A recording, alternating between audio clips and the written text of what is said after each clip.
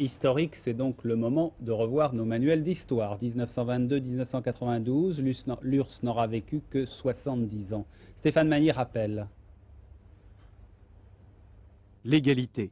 Ce mot, Lénine l'a sans cesse à la bouche pendant la révolution d'octobre 1917. Égalité entre les hommes, les peuples, les nations. Au nom de cette valeur, les anciennes colonies de l'Empire des Tsars sont transformées en républiques.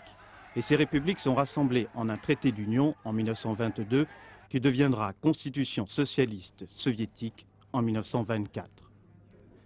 Égalité donc, mais pas liberté. Et en l'absence de cette deuxième valeur, l'égalité va devenir un prétexte alibi à la poigne de fer de Staline. Car Staline rêve d'internationaliser sa vision du monde.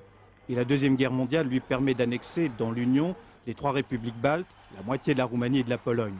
Le tout formant en 1953 l'héritage, les 15 républiques du RSS. Égalitaire, mais sans liberté d'entreprendre, l'Union va alors connaître une lente et inexorable dégradation. Ni les réformes de Khrouchtchev dans les années 60, ni le conservatisme de Brejnev dans les années 70 ne pourront l'empêcher. Au début des années 80, il est évident que pour sauver l'Union, il faut faire quelque chose, mais quoi?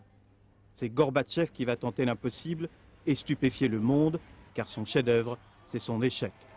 La perestroïka va mener en 1989 à l'écroulement du mur de Berlin, au démantèlement de l'alliance des pays satellites, puis en 1991 à l'explosion des courants nationalistes et donc au séparatisme.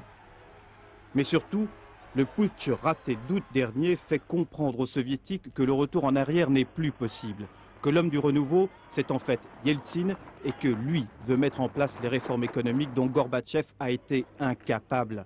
Il y a 10 jours, en signant le traité de la communauté d'États indépendants, les 3 républiques slaves avaient déjà porté un coup mortel à l'Union.